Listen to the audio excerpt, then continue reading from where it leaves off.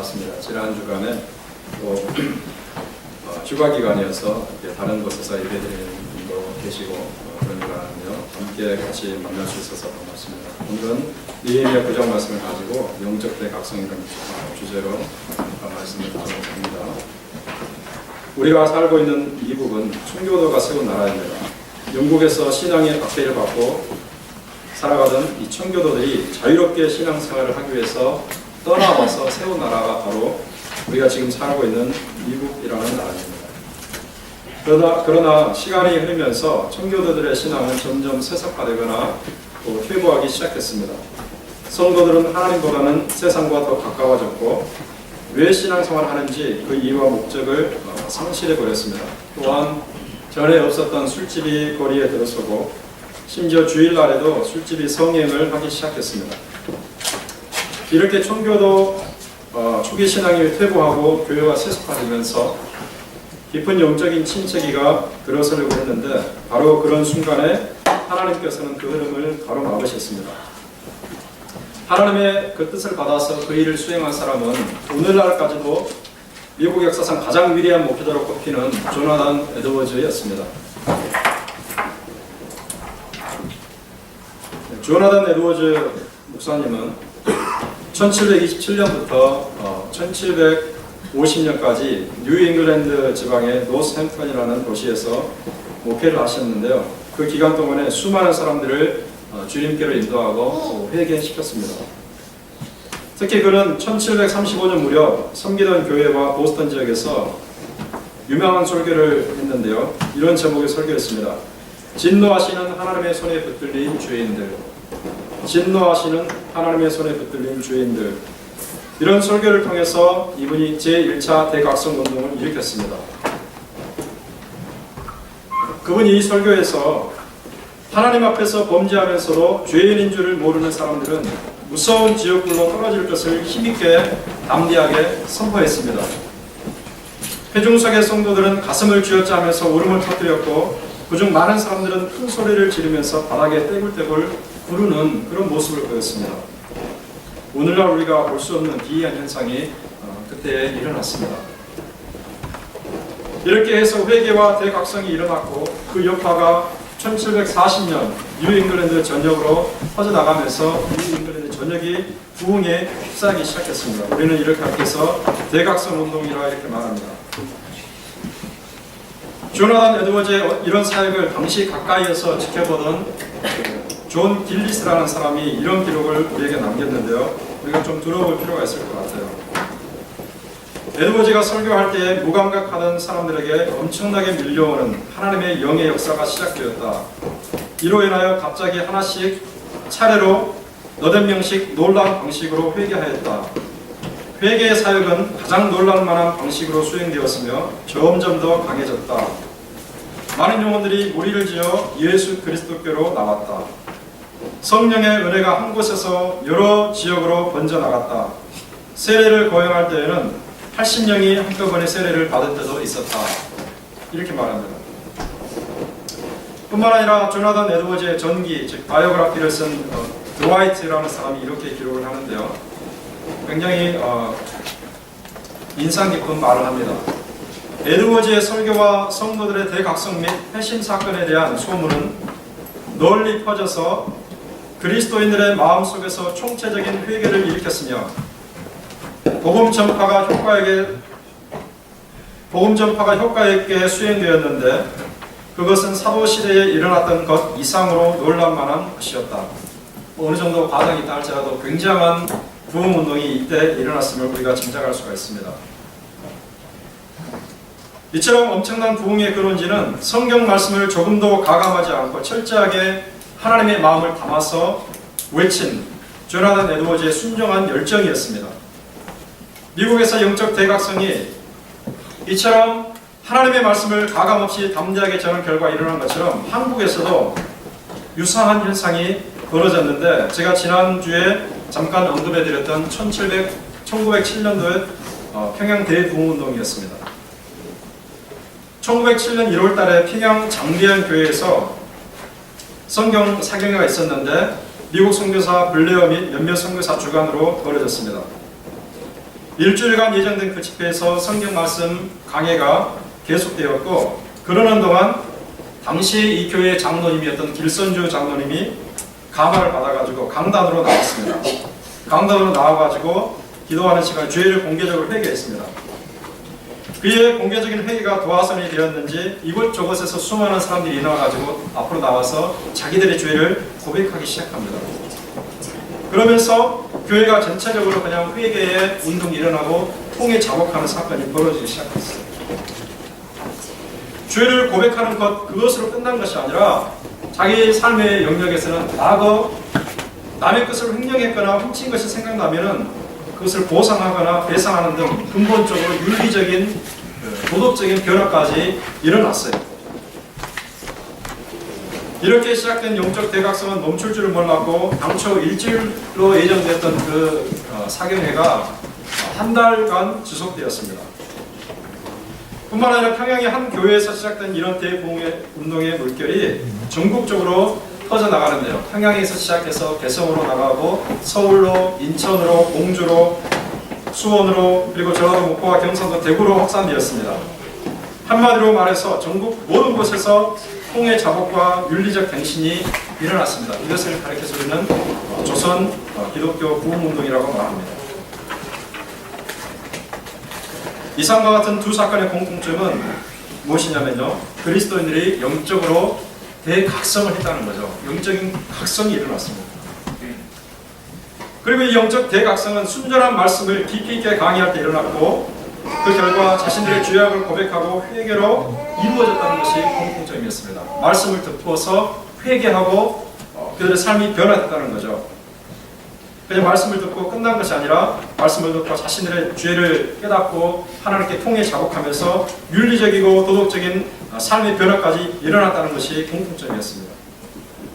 그리고 교회가 크게 부흥했습니다. 바로 이와 같은 현상은 하나님의 영이신 성령이 하나님의 말씀을 통해서 역사하기 때문에 일어나는 것입니다.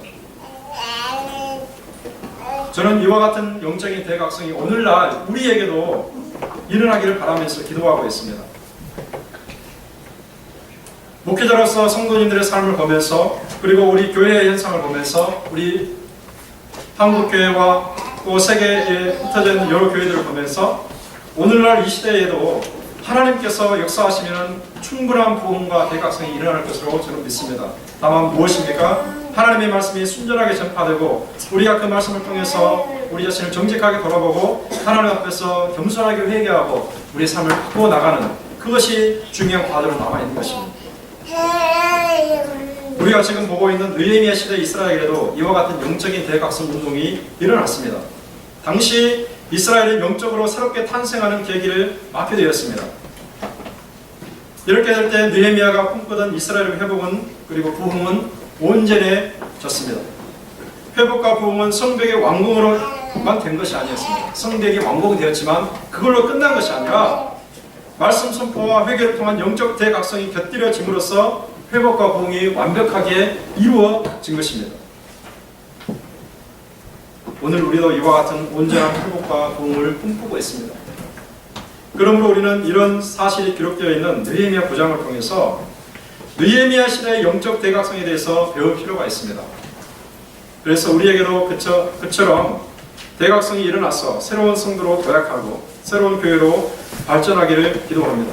2500년 전의 그 역사가, 또한 미국 대각성 운동과 평양 대부흥 운동의 그 역사가 단지 과거 역사 속의 한 사건으로 끝나는 것이 아니라 오늘날 우리들에게도 되풀이 되기를 바라면서 기도하고 있습니다. 이것을 소망하는 우리가 어떻게 해야지 우리 가운데 영적인 대각성이 일어나고 우리의 삶이 변화되겠습니까? 우리가 이 본장 전체를 바탕으로 해서, 즉 9장 전체를 바탕으로 해서 6가지 정도의 내용을 살펴보고자 합니다. 이 6가지 중에서요, 제가 6가지를 이제 말씀드리겠는데, 이 6가지 중에서 몇 가지만 복합적으로 일어나도 6가지가 다 일어나면 좋겠지만은 이 6가지 중에서 몇 가지만 복합적으로 작용해도 우리의 삶은 근본적으로 크게 달라질 것이라고 믿습니다. 그러므로 여러분이 이 말씀을 듣는 도중에 하나님의 성령께서 깊이 깨닫게 하시는 말씀을 붙들고 이 말씀을 가슴에 새기고 매일같이 영적 대각성의 시간들이 되기를 바라는 마음으로 하나님께 기도하기를 원합니다. 그래서 우리 자신과 우리 교회와 우리와 관계된 모든 것이 회복되고 보응되는 역사가 일어나기를 주님의 이름으로 축원합니다. 네, 첫째로는요, 어떻게 해야 영적인 대각성이 일어나겠는가? 성경 말씀을 듣고 기도하는 등의 예배가 있어야 됩니다. 성경을 듣고 기도를 하는 예배가 전제되어야 됩니다. 성경 말씀을 들은 것은 우리가 지난주 8장에서 보았죠. 3주 동안의 성경 사경회가 열렸었습니다. 3주 동안 계속해서 에스라가 주도한 지도자들이 성경을 읽고 성도들은 서서 말씀을 듣는 가운데 하나님의 뜻을 발견했습니다. 그러나 이 사람들은 여기에서 그치지 않고 본문 3절에서 볼 수 있듯이 또 다른 날 모여가지고 또 말씀을 듣습니다. 언제입니까? 7월 24일입니다. 7월 24일에도 낮 3분지 1인 약 3시간 동안 하나님의 말씀을 듣습니다. 그리고 또 낮 4분지 1은 또 3시간 동안은 기도하게 됩니다. 그러니까 6시간을 둘로 나눠가지고 3시간 말씀을 듣고 3시간은 하나님께 부르짖는 기도를 하게 됩니다. 이렇게 성경을 읽고 성경을 듣고 하나님께 경배하고 기도하는 것을 우리가 한마디로 말하자면 예배라고 말할 수 있겠죠. 예배를 드린 것입니다. 영적 경신은 예배에 집중할 때 일어나게 되어 있습니다. 예배가 우리의 삶의 중심이 될 때에 영적 대각성이 일어나도록 하나님께서 그렇게 원리를 정하셨습니다. 그러므로 우리가 예배를 소홀히 하고서 하나님께 기도하지 않고서 하나님의 말씀을 제쳐놓고서 우리 영적으로 크게 변화되고 각성되기를 바라는 것은 어불성설이겠죠. 그렇게 해서 변화되었다는 이야기가 없습니다. 우리가 말씀을 멀리하고 기도하는 것을 중단한 등 예배를 소홀히 하면은 우리의 영이 갱신되고 변화되는 것이 아니라 더 굳어지고 완악해지면서 세속적으로 기울어질 뿐입니다. 우리가 교회를 다닌다고 해서 우리가 변화되는 게 아니에요. 우리가 성경을 가지고 다닌다고 해서 변화되는 것이 아니고 우리가 진실로 하나님께 경배하는 마음으로 말씀을 듣고 기도하고 그와 같은 삶을 살아갈 때에 우리 심령이 변화되고 우리의 삶이 변화되고 우리의 영이 변화되는 것입니다. 만약에 우리가 기도하지 않고 말씀을 듣지 않고 이러한 예배하는 삶을 멀리한다면 이러한 상태가 지속된다면 영적으로 죽은 상태에 가까워지는 그런 위험한 순간에 도달할 수도 있습니다. 그래서 우리가 이를 깨닫고 예배를 삶의 최우선으로 삼아야 됩니다. 예배가 우리의 삶의 최우선입니다. 제가 지난 7장을 말씀을 제가 때도 느헤미야가 성벽을 재건한 다음에 그 유지를 위해서 필요한 조치를 취했을 때 가장 먼저 취한 것이 뭐라고 그랬습니까? 레위인들과 노래하는 사람들을 세워가지고 예배를 했다고 그랬죠. 예배가 가장 중요하기 때문에 그런 것입니다. 항상 풍성하게 주어진 하나님의 말씀을 늘 가까이 하고 하나님께 나아가서 매 순간 기도함을 통해서 영적인 대각성의 역사가 저와 여러분의 삶 속에서 지속되기를 주님의 이름으로 축원합니다. 둘째로 영적인 대각성이 일어나기 위해서 적어도 하루 정도는 다른 날과 구별해가지고 온전히 하나님만을 생각하고 신앙만을 생각할 필요가 있습니다. 여러 날들이 있지만 적어도 하루 정도만큼은 이것을 하나님께 구별해서 드림으로써 그 시간만큼은 우리의 신앙을 생각하고 하나님의 뜻을 생각하고 우리 어떻게 살아야 될 것을 생각할 필요가 있습니다. 이런 1절에 보니까 어떻게 되어 있습니까? 1절에 보면은 그달 29날에 이스라엘 자손이 다 모였다고 되어 있습니다. 그달 29날에 이스라엘 자손이 다 모였다. 그달 29날은 7월 24일이죠. 7월 24일을 모였습니다. 우린 8장에서 이스라엘 중심의 성경 사경회가 언제 시작됐냐면 나팔절인 7월 1일에 시작됐음을 알게 되었죠. 그리고 초막절 끝날인 7월 21일까지 지속되었음을 배웠습니다. 7월 1일부터 22일까지 3주 동안 성경 사경회가 진행되었습니다. 그런데 놀라운 것은 이스라엘의 이런 대성회가 초막절을 끝으로 끝난 것이 아니라는 점이죠. 3일 후에 7월 24일에 다시 큰 대회로 모였습니다. 그런데 7월 24일이 특별한 절기가 아니에요. 그냥 이스라엘 종교력으로 무슨 중요한 예배를 드려야 된다든지 제사를 해야 된다든지 모여야 된다든지 그런 절기가 아니라 그냥 평범한 날에 불과합니다. 그냥 지나쳐도 될 날에 불과합니다. 그런데 왜 이 사람들이 이렇게 큰 성회로 모인 것이었을까? 이것은요, 3주 동안 말씀을 듣고 보니까 자신들의 죄와 조상들의 죄가 깨달아지고 함께 모여서 하나님께 기도하면서 회개할 필요를 절실히 느꼈기 때문이었습니다. 누가 강요해서 모인 것이 아닙니다. 아까 3주간의 모임은 지도자가 주도로 모였지만은 이 7월 24일의 모임은 누가 강요해서 모인 것이 아니고 한 사람 한 사람이 하나 같은 마음으로 자원해서 모인 대성회였습니다. 그들은 들은 말씀에 반응을 보이기 위해서 적어도 하루 정도는 그곳에서 대성회로 모일 필요를 깊이 느낀 거죠. 이렇게 해서 형성된 대성회가 그들의 영적 대각성의 시발점이 되기 시작합니다. 우리의 삶을 돌아봅니다. 우리는 너무 분주한 삶을 살고 있습니다. 특히 우리가 이민자의 삶을 살고 있기 때문에 이민자로서 언어와 신분의 한계를 극복하고 성공해야 된다는 부담감 때문에 어쩌면 본토 미국인들보다 몇 배는 더 열심히 살고 있는지도 모릅니다. 그렇게 해서 소위 세상 사람들이 말하는 아메리칸 드림을 이루어낸 사람들도 적지 않습니다. 이렇게 열심히 살아서 크게 성공한 사람들을 보면 같은 민족으로서 정말 대단하다, 정말 같은 민족으로서 자부심이 느껴진다, 이런 생각을 할 때도 있습니다. 그러나 평생 하루도 쉬지 않고 하루 열 몇 시간씩 일만 하다가 허무하게 인생을 끝내는 분들도 적지 않은 것 같아요.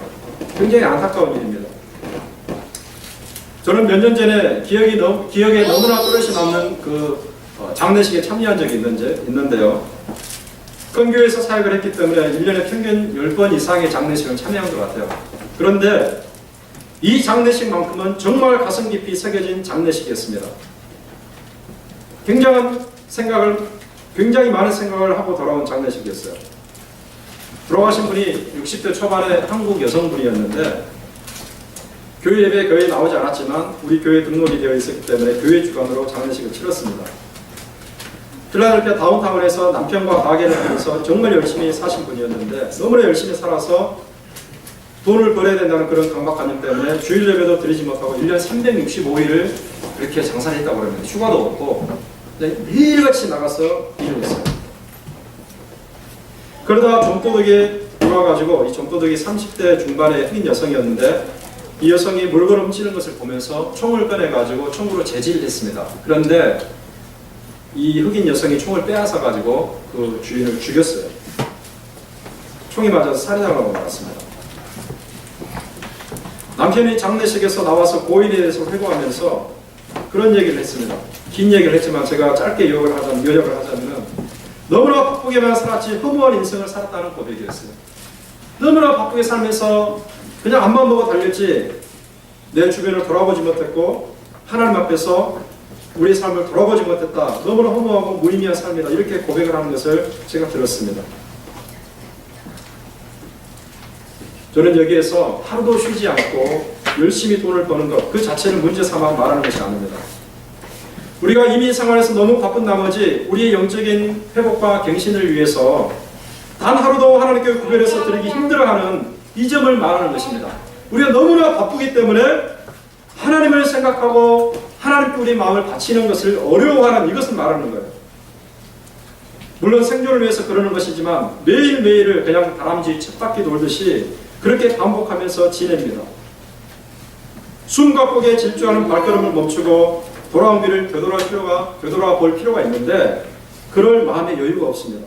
너무나 분주하게 앞만 보고 달리느라 자신의 내면에 여러 가지 영적 문제점들이 쌓여 있을 것인데 그런 것들을 살피고 점검해 볼 마음의 여유가 없습니다.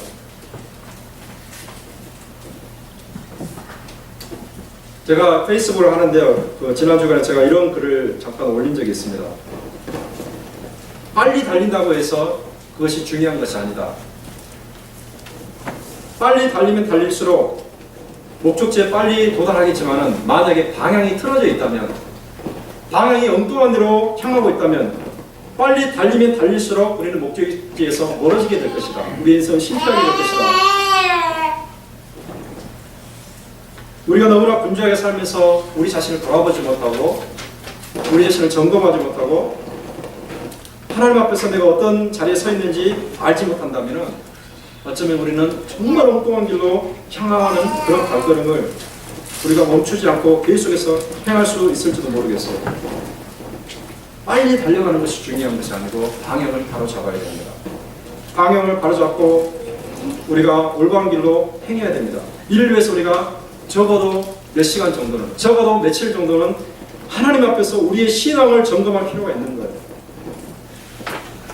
이렇게 인생의 몇 날을 하나님 앞에서 구별해서 우리 자신을 살피지 않는다면 우리에게는 영적인 각성도, 영적인 갱신도 일어날 기회가 좀처럼 찾아오지 않을 것입니다. 1년에 적어도 하루 정도는 온전히 구별해서 자신의 신앙만을 생각할 필요가 있습니다. 그러나 이것이 조금 어렵다면 하루 중에 적어도 한두 시간 정도는 정해가지고 조용하게 하나님과 나만이 갖는 시간을 가질 필요가 있어요. 하나님과 나만이 갖는 시간.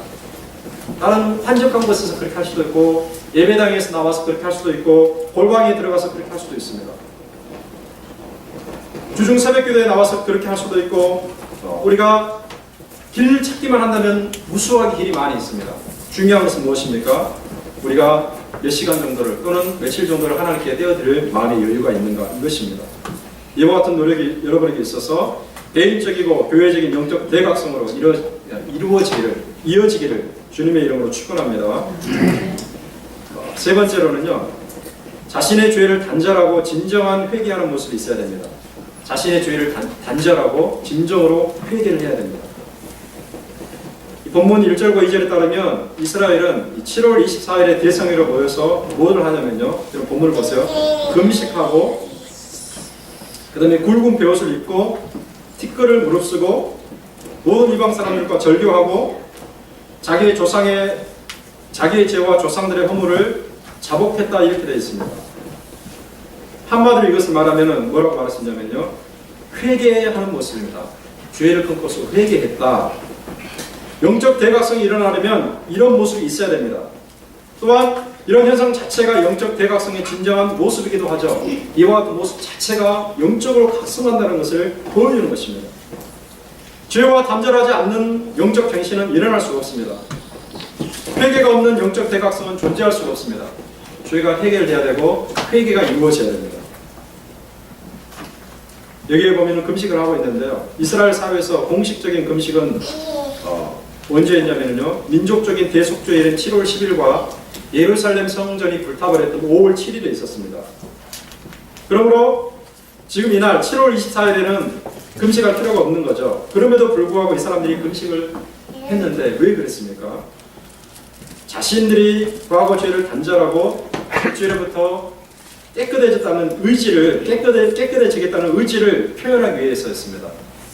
밥을 굶고 음식을 멀리함으로 인해서 내가 과거의 죄를 중단하고 이제부터는 죄로부터 깨끗해지기를 원합니다. 이와 같은 의지의 표현이 바로 금식으로 나타나는 것입니다. 이런 금식이 무엇을 수반했냐면요, 평상시 입고 있었던 옷을 찢고 그 대신에 거친 마로 만들어진 굵은 베옷을 거치고 또 머리에는 티끌을 무릅쓰는 그런 행위를 수반했습니다. 그러니까 이것은 같은 내용이에요. 금식하고 옷을 찢고 마로 만들어진 거친 베옷을 입고 그 다음에 머리에 티끌을 무릅쓰고 이와 같은 것은 같은 내용입니다. 이와 같은 외적인 모습은 자신의 죄에 대해서 진심으로 애통해하고 있다는 것을 보여주는 겁니다. 자신의 죄에 대해서 진정으로 뉘우친다는 것을 표현하는 것입니다. 열왕기상 21장에 보면은 유사한 사건이 나옵니다. 이 나봇이라는 사람의 포도원을 이 아합 왕이 권력으로 빼앗았습니다. 법적으로 빼앗을 수 없는데 율법을 어기고 빼앗고 죽였어요. 몇 명을 씌워가지고 죽이고 나서 악한 행위를 했는데 그것을 하나님께서 보시고 심판을 선언하십니다. 너 집에 내가 저주를 내리겠다. 하나님의 저주의 말씀을 듣고서 이 아합 왕이 두려워서 자신의 죄악을 진정으로 뉘우치기 시작합니다. 진정으로 회개합니다. 그 표시로 어떻게 하냐면 밥을 굶고 금식하고 옷을 찢고 베옷을 입고 그 다음에 천천히 행하는 진정으로 회개하는 모습을 보여줍니다.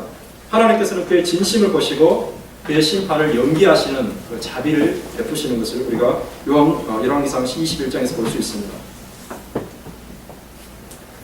느헤미야 시대의 사람들은 7월 24일 대성회로 모여서 그와 같은 진정한 회개의 모습을 보였습니다. 이뿐만 아니라 실제 삶에서도 과거의 죄를 단절하는 모습을 보였습니다.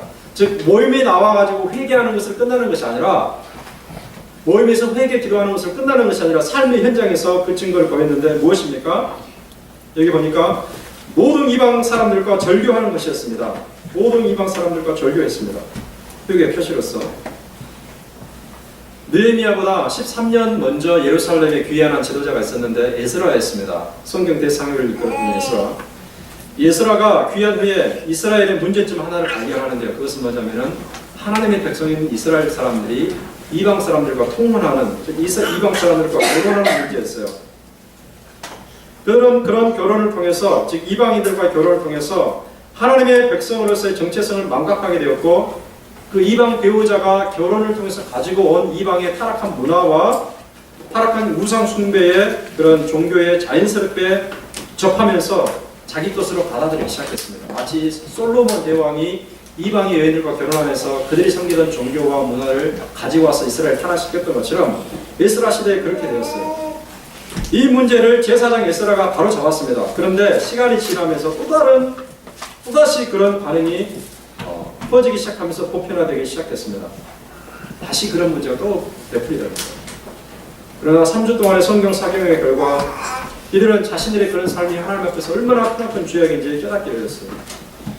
그래서 7월 24일 대성회를 기점으로 해서 이방인들과의 혼인 관계를 끊고 그들과의 모든 사회적인 교제를 단절해버렸습니다. 과감한 결단한 거죠. 이것이 진정한 회개의 열매입니다. 예배 시간에만 회개로 끝나는 것이 아니라 삶에서 회개 열매를 보이는 거죠. 이것이 그들의 영적 대각성의 한 가운데 있었다는 것을 말해주는 것입니다.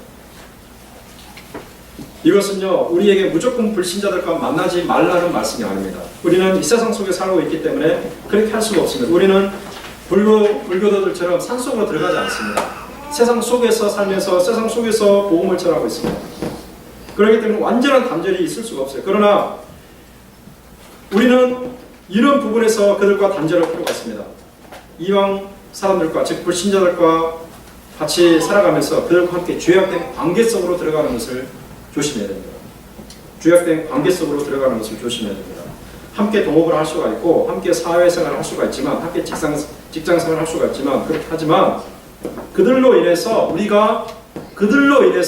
그들의 제한이라든지 어떤 그들의 삶의 방식이라든지 그들로 인해서 우리가 하나님께 죄를 짓게 된다면 그 관계를 과감하게 끊어야 된다는 거죠. 세상 불신자들은 이런 의식이 전혀 없습니다. 내가 하나님 앞에 살아간다 라는 의식이 전혀 없습니다. 그렇기 때문에 가까운 관계 속에 그리스도인들을 아무런 갈등도 없이 죄악된 상황 속으로 그냥 끌고 갑니다. 자기들이 원하건 원치 않건 그들의 삶의 방식이기 때문에 그들의 기가 세다면, 의지가 강하다면 성도들을 그렇게 끌고 갑니다. 만약에 그리스도인 우리가 성령의 인도하심에 민감하지 않고 강한 의지력을 발휘하지 않는다면 그들의 속기를 뿌리치기가 어렵고, 그래서 우리는 그들과 함께 죄악된 관계 속으로 들어갈 위험성이 다분합니다. 그래서 우리의 영성은 흐려지게 되겠죠. 그리스도인의 정체성이 흐려지게 되겠죠. 우리가 복음을 그들에게 전해야 되는데 복음을 전하지 못하는 상태 속에 빠져들어가게 되겠죠. 그래서 우리가 영적인 갱신을 바라고 영적인 대각성이 우리 가운데 일어나기를 진정을 원한다면 아예 처음부터 그런 관계 속에 우리가 빠져들어가서는 안 되는 겁니다. 만약에 우리가 그런 관계 속에 있다, 그런 상황 속에 있다, 그렇다면요, 이스라엘 백성들처럼 지금 당장 그런 관계를 처분해야 됩니다. 그리고 자신의 모든 죄를 철저하게 회개해야 됩니다. 이렇게 해서 하나님께서 일으키시는 영적 대각성이 일어나서 우리 심령이 크게 부흥할 수 있기를 주님의 이름으로 축원합니다. 네 번째로 과거 하나님께서 베푸신 구원과 긍휼과 인도하심을 깊이 회상하는 데서 영적인 대각성이 이루어지고 지속됩니다. 과거에 하나님께서 베푸신 구원을 생각합니다. 과거에 하나님께서 베푸신 긍휼을 생각합니다. 과거에 하나님께서 함께 하셨던 인도하심의 은혜를 생각합니다. 그것을 깊이 생각합니다. 그런 가운데서 우리의 영으로 깨어나고 영적인 각성이 일어나게 되어 있습니다. 이것이 본장 5절부터 25절까지 기록이 되어 있습니다. 아까 제가 말씀드렸죠. 낮 4분의 1을 즉 3시간 동안 구별해서 하나님께 부르짖었다고 되어 있는데 이 부르짖으면서 이와 같은 내용을 회상합니다. 기도하면서 이와 같은 내용을 회상합니다. 그 과거라는 것은 하나님께서 자기 조상들을 택하시고 자기 민족을 형성하신 그 역사였습니다. 이분들이 창조의 사건부터 얘기를 하는데요. 쭉 얘기를 하다가 이런 말을 합니다. 하나님께서 아브라함을 택해서 그 손을 하늘의 별처럼 많게 하시고 그리고 그 손에게 가나안 땅을 기업으로 주겠다는 약속을 하셨습니다. 그리고 훗날 애굽으로 내려가서 그곳에서 고통을 당하던 이스라엘을 하나님께서 권능의 손으로 건지시고 홍해가 그들의 앞을 가로막았을 때 거대한 홍해를 가르시고 홍해를 바다를 육지처럼 건너게 하셨습니다. 바다를 육지처럼 건너게 하신 반면 쫓아오던 애국 군대는 그 강물에 수정시키셨습니다. 광야에서는 율법을 주시고 구름 기둥과 불 기둥으로 보호하시고 인도하셨습니다. 그리고 농사를 전혀 지을 수 없었던 광야 40년 동안 하나님께서 만나를 내리시고 메추라기를 내리시면서 먹여주시고 반석을 갈라 물을 주시고 옷이 헤어지지 않게 발이 부르트지 않게 하나님께서 세밀하게 보호하시고 인도하셨습니다. 이와 같은 구원과 은혜를 주셨을 뿐만 아니라 그들이 범죄했을 때도 하나님께서 긍휼을 베푸시고 용서의 은혜를 베푸셨습니다. 시내산에서 율법을 내렸죠. 시내산에서 율법을 내릴 때 이스라엘 백성은 산에서 우상을 숭배하고 있었습니다. 금송아지를 만들어서 숭배하고 있었습니다. 하나님 그러나 그들에게 긍휼을 베푸시고 전멸하지 않으셨습니다.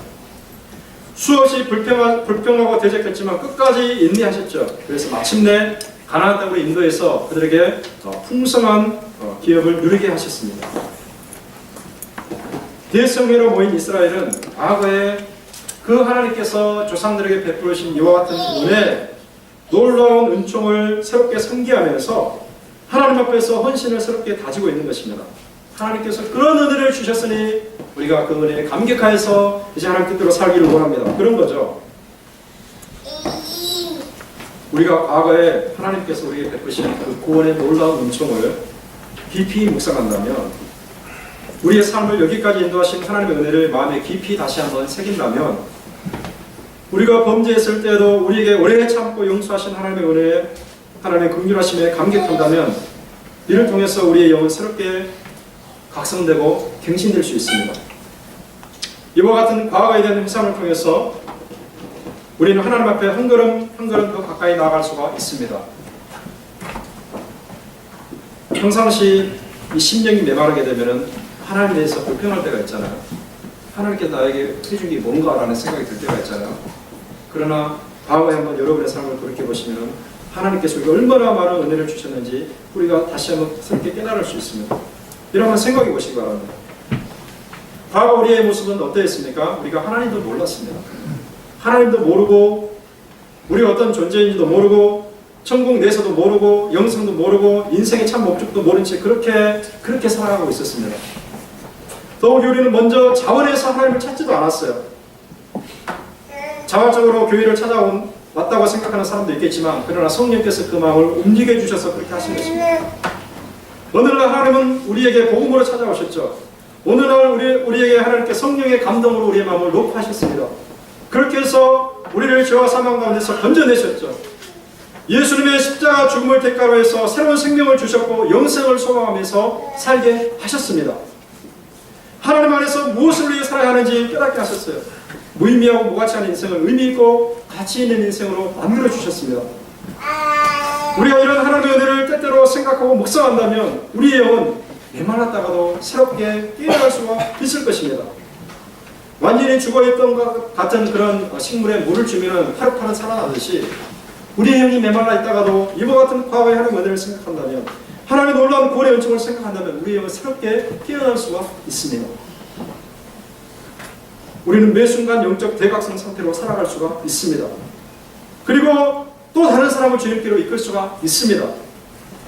이와 같은 은혜가 저와 여러분에게 있기를 주님의 이름으로 축원합니다.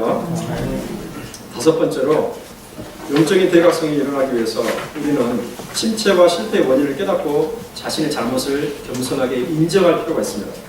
침체와 실패의 원인이 무엇이었는가를 깨닫고 자신의 잘못을 겸손하게 인정해야 됩니다. 이것이 본장 26절부터 36절에 기록이 되어 있습니다. 여기에서 나타난 기도를 보면요, 이렇게 기도합니다. 이스라엘 백성은 솔직하게 어떻게 기도하냐면요, 자기 조상들은 그 하나님께서 가나안이라는 놀라운 축복을 주셨음에도 불구하고, 엄청난 복을 받았음에도 불구하고 하나님께 순종하지 않고 대적했다는 것을 고백합니다.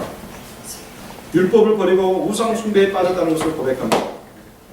그런 모습을 보면서 그들에게 회개하고 주께 돌아오라고 권면하던 선지자들을 죽였다는 사실을 고백합니다. 그런 가운데서도 하나님은 그들에게 긍휼과 용서하심을 보이시고 여러 번의 기회를 주셨지만은 계속해서 목을 곧게 하고 고집을 부리면서 하나님의 뜻을 거역했다는 것을 고백합니다. 결국 어떻게 됩니까? 하나님께서 그 조상들에 대한 인내를 중단하시고 그들을 외적에게, 즉 바벨론과 같은 나라의 종으로 팔려가도록 하셨습니다. 이것을 고백하고 있습니다. 이렇게 고백할 때에 이 사람들은 영적인 대각성의 사태로 들어가는 것입니다. 하나님은 우리에게 죄를 숨기지 말고 정직하게 고백할 것을 요청하십니다. 우리 겸손한 마음이 있어야 돼요. 정직한 마음이 있어야 돼요. 하나님 앞에서. 요한일서 1장 9절에 보면은 사도 요한이 성령의 감동을 통해서 이렇게 말씀하시는데요. 우리가 잘 아는 말씀입니다. 만일 우리가 우리 죄를 자백하면 그는, 즉 하나님은 미쁘시고 의로우사 우리의 죄를 사하시며 모든 불의에서 우리를 깨끗하게 하실 것이다. 만일 우리가 우리의 죄를 자백하면 하나님은 미쁘시고 의로우사 우리의 죄를 사하시고 모든 불의에서 우리를 깨끗하게 하실 것이다. 여러분, 여러분의 과거를 한번 돌아보시기 바랍니다. 또한 현재 하나님 앞에서 혹시 하나님을 대적하고 하나님의 선하신 뜻을 거스르는 것은 아닌지 여러분 한번 우리가 돌아볼 필요가 있어요. 성령께서 깨닫게 하시고 보이게 하시는 죄악이 있을 것입니다. 우리 겸손하게 하나님 앞에서 우리 자신을 비출 때에, 정직하게 하나님 앞에서 우리 모습을 비출 때에 우리에게 하나님께서 깨닫게 하시는 것이 있을 것입니다. 그것을 하나님께 고백하고 그 죄에서 돌아서야 됩니다. 그러면 하나님께서 우리에게 새로운 마음을 주시고 새 영을 부어주셔서 우리 심령에 크나큰 부흥이 일어나게 하실 것입니다. 이와 같은 은혜가 저와 여러분에게 임하기를 주님의 이름으로 축원합니다. 네, 마지막 6번째 내용을 보고자 합니다. 영적인 대각성이 언약을 세워서 헌신할 때에, 언약을 세워서 헌신을 맹세할 때 지속되고 그 정도가 더 커진다는 것을 볼 수 있습니다. 이것이 37절에 나오죠. 37절에 보면 이스라엘이 무슨 일을 하고 있습니까? 언약을 세우는 행위를 합니다. 언약을 세웁니다. 과거 그런 실패를 다시는 반복하지 않고 하나님께 새롭게 헌신하겠다는 차원에서 엄숙한 맹세의 언약을 세웁니다. 이런 언약이 뭡니까? 약속이잖아요. 약속을 하는 거예요. 마치 자녀가 부모님에게 엄마 아빠 다시는 그렇게 하지 않겠어요. 앞으로는 이렇게 하겠습니다 라는 차원에서 이렇게 약속을 하는 것처럼 이스라엘 백성이 하나님 앞에서 언약을 세웁니다. 언약은 약속보다 훨씬 더 그 의미가 강한 것입니다. 말로만 그렇게 한 것이 아니라, 말로만 언약을 세우고 끝나는 것이 아니라 종이에 기록해서, 그 당시 뭐 종이가 있었는지 파피루스 종이인지 아니면 돌판이었는지 흑판이었는지는 잘 모르겠지만은 이런 종이는 없었겠죠. 파피루스 종이나 양피지나 돌판이나 흑판이었을 것입니다. 아무튼 그런 것을 기록해서 오랫동안 보존되도록 임봉을 합니다. 말로만 그렇게 하는 것이 아니라 기록으로 남긴다는 거죠. 말로만 하고 끝나버린다면 어떤 문제가 생길 수가 있겠습니까? 만약 시간이 흘러서 마음이 흐트러질 경우에 내가 언제 그런 각오를 했냐, 내가 언제 그런 약속을 했냐, 내가 언제 그런 맹세 언약을 했냐 라면서 과거를 부정해도 누가 뭐라 할 사람이 없습니다. 말은 날아가버리고 없는 것이잖아요.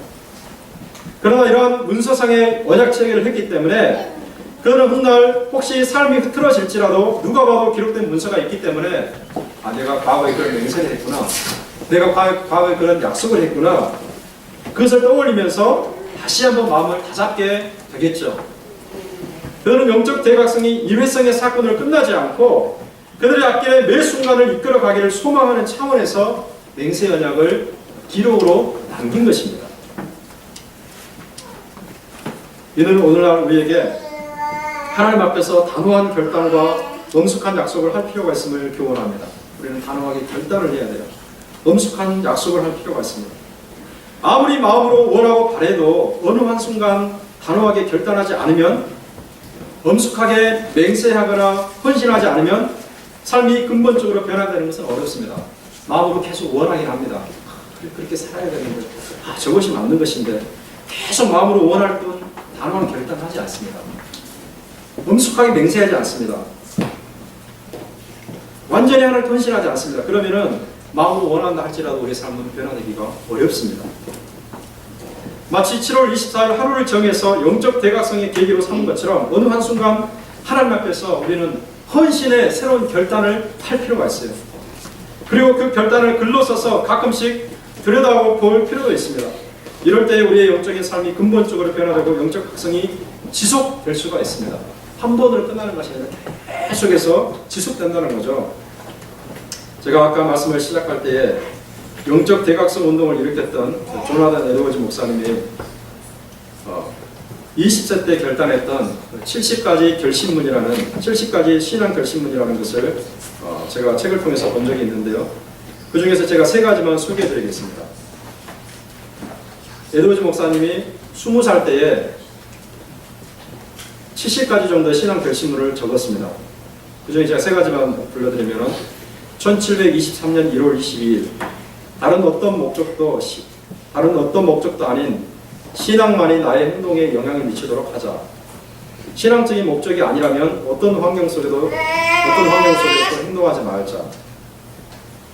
1723년 1월 14일 어떤 순간에도 어떤 환경 아래서도 언제나 성도다운 참 빛을 비추며 행동하는 완벽한 성도가 세상에 단 한 명 있다고 가정할 때 만일 내가 그 한 사람이 되기 위해 힘껏 노력한다면 그렇게 될 수 있을 것처럼 행동하자. 조금 길지만은 이 절대적인 헌신을 하는 걸 볼 수 있습니다. 그 다음에 1722년 12월 22일 그 한 달 전에 이렇게 말합니다. 매일 밤 잠자리에 들기 전 내가 게으름을 피웠는지 내가 무슨 죄를 지었는지 내가 내 자신을 부인했는지에 대해서 자문해보자. 또한 매 주말, 매 월말, 매 연말에도 그렇게 하자. 자, 70가지 중에서 제가 3가지만 알려드렸는데요. 이렇게 조나단 에드워즈 목사는 20살 때에 자기 인생을 어떻게 살아야 될지 하나님 앞에서 아주 엄숙하게 글로 쓰면서 맹세를 한 적이 있습니다. 그의 신앙은 늘 각성된 상태로 있었고 일평생 그 결단에 걸맞는 삶을 살고 지금까지도 조나단 에드워즈 목사님은 미국 역사상 가장 뛰어난 철학자요 신학자요 목회자로 칭송을 받고 있습니다. 그리고 그 후손들이 전부 다 잘 되는 엄청난 놀라운 그 역사가 있는데요. 정말 하나님께서 귀하게 쓰신 분이었어요. 그리고 그 자신의 삶만 그렇게 된 것이 아니라 그가 섬기던 일대의 영적인 대각성을 이끌 수 있었죠. 오늘 이 시간 하나님은 우리의 신앙의 현장에서 이와 같은 일이 일어나기를 소망하고 있습니다. 과거의 조상들만 그렇게 변하는 법은 없겠죠. 시대가 달라도 우리는 하나님을 섬기는 것은 동일합니다. 하나님의 말씀이 여전히 우리에게 있고 여전히 우리 하나님께 나가서 기도할 수 있습니다. 여전히 우리의 마음은 하나님께 열려서 하나님 향해서 달려갈 수가 있습니다. 그렇다면 과거의 신앙의 조상들이 그렇게 했다면 오늘 우리도 그렇게 할 수가 있습니다. 문제는 무엇입니까? 우리가 결단하느냐 결단하지 않느냐 그것입니다. 언제나처럼 우리는 어린아이 신앙에 머물러 있을 수는 없어요. 항상 어린아이 신앙에 머물러 있어가지고 그렇게 연약한 모습으로 그렇게 하나님께서 안타까운 모습으로 우리는 지낼 수가 없습니다. 결정적인 신앙의 도약을 해야 됩니다. 한번 도약할 필요가 있어요. 과감하게 뛰어오를 필요가 있습니다. 그래서 그 도약을 거쳐서 주님 오시는 그날까지 지속적으로 성장하고 부흥해 나가야 됩니다. 이것이 하나님께서 우리에게 요구하시는 하나님의 간절한 마음입니다. 우리 하나님의 마음을 좀 알기를 원합니다. 이를 위해서 진정한 회개와 단호한 결단이 있어야 됩니다. 이런 회개와 결단을 통해서 느헤미야 시대의 이스라엘처럼 18세기 조나단 에드워즈의 뉴 잉글랜드 대각성 운동처럼 1907년 평양의 대부흥운동처럼 영적인 대각성이 일어나서 우리 개인이 변화되고 교회가 부흥하는 역사가 있기를 주님의 이름으로 축원합니다. 이 시간 함께 말씀을 생각하면서 좀 기도했으면 좋겠습니다. 통성으로 기도할 때 하나님, 내가 더 이상 지체하지 않고 결단하기를 원합니다. 내가 하나님 앞에 단호한 결단을 하고 죄를 끊고 회개하고 결단해서 신앙의 도약을 이루고 갱신을 이루고 영적인 대각성 상태로 살아가기를 원합니다. 도와주시옵소서. 성령의 은혜를 베풀어 주시고 말씀으로 깨우쳐 주시고 하나님의 영으로 사로잡아 주시어서 오늘 이 시대에 정말 하나님 앞에서 정말 주님께서 기뻐하신 만한 사람이 될 수 있도록 도와주시옵소서. 통성으로 함께 간절하게 함께 기도하겠습니다. 그러신 하나님 아버지, 이 시간 우리가 하나님 앞에 주님을 만나기를 소원합니다. 아버지, 주님의 은혜를 말씀을 떠올리면서 아버지, 과거에 우리 자신의 잘못을 하나님께 뉘우치면서 아버지는 우리가 하나님께 얼마나 잘못을 살았는지 고백하면서 아버지, 우리가 얼마나 하나님을 얼마나 마음을 아프게 했는지 고백하면서 주님 앞에 서기를 원합니다. 주여 하나님 아버지, 저희를 불리게 해주시고 불쌍히 여겨 주시옵소서. 내가 간 저희들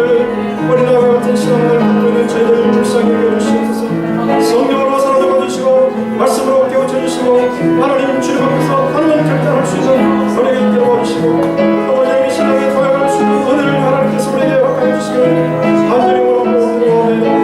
아버지 사건이 과거의 신앙 사건으로 끝나는 것이 아니라 아버지 뉴이클랜드의 그런 사건이 과거의 사건으로 끝나고 평양대 운동이 그런 과거의 사건으로 끝나는 것이 아니라 오늘 우리의 삶에 아버지 반복될 수 있도록 우리 하나님 아버지 하나님의 문을 여시고 성령으로 역사해 주시기 바랍니다. 아버지 우리의 마음을 기뻐시켜 주시고 우리의 마음을 영화시켜 주시고 아버지 우리의 영을 깨워주시고 우리를 무지고 악한 가운데서 깨워주시고 아버지 우리를 새롭게 해주시기를 간절히 원하고 기도하오며 거룩하신 하나님 은혜를 구하며 살아계신 하나님 아버지, 주님은 어제나 오늘이나 영원토록 변함없으신 하나님이라고 말씀하였습니다.